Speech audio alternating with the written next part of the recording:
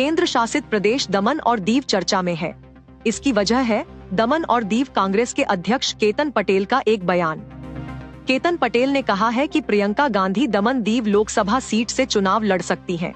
उन्होंने ये भी दावा किया कि इसे लेकर राष्ट्रीय स्तर पर चर्चा भी हो चुकी है और सभी समीकरणों का ध्यान रखते हुए प्रियंका गांधी को इस सीट से उतारने के लिए चुनावी गणित भी सेट कर लिया गया है। राष्ट्रीय नेतृत्व ने इसे लेकर उनसे चर्चा भी की है। प्रियंका गांधी के चुनाव लड़ने की चर्चा शुरू हुई तो अब दमन और दीव लोकसभा सीट के चुनावी अतीत के पन्ने पलटे जाने लगे हैं और साथ ही वो आधार भी तलाशे जाने लगे हैं जिनकी बुनियाद पर कांग्रेस ये दांव खेल सकती है। साल 2004 के बाद से कांग्रेस ये सीट नहीं जीत सकी।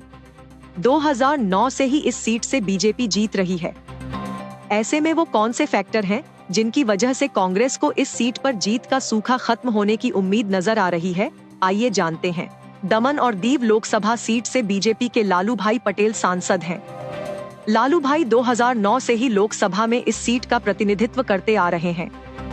लगातार 3 चुनाव जीत चुके लालू भाई को बीजेपी ने इस बार भी दमन और दीव सीट से टिकट दे दिया है।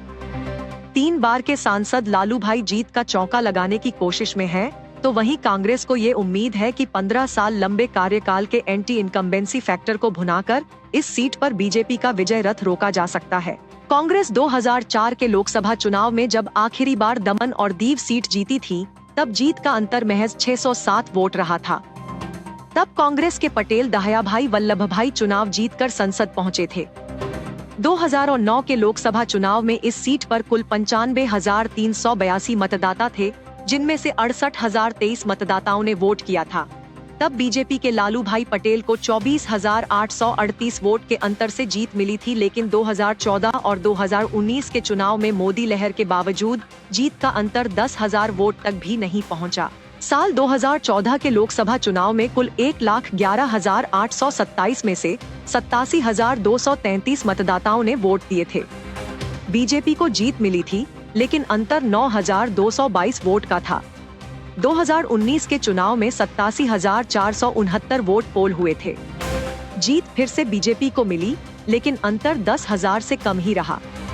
कांग्रेस को 9,942 वोट से शिकस्त झेलनी पड़ी थी और तब निर्दलीय उम्मीदवार को 19,938 वोट मिले थे।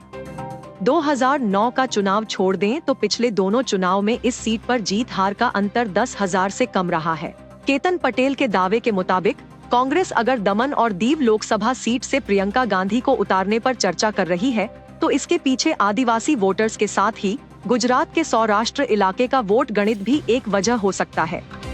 दमन और दीव की आबादी में करीब 7% भागीदारी आदिवासी समाज की है।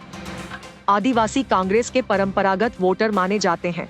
गुजरात का सौराष्ट्र रीजन भी केंद्र शासित प्रदेश दमन और दीव से सटा हुआ है।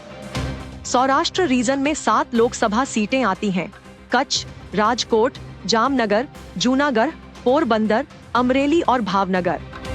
कांग्रेस नेताओं को ये भी उम्मीद है कि अगर कोई बड़ा चेहरा दमन और दीव से चुनाव मैदान में उतरता है तो इसका सकारात्मक असर सौराष्ट्र में भी देखने को मिल सकता है।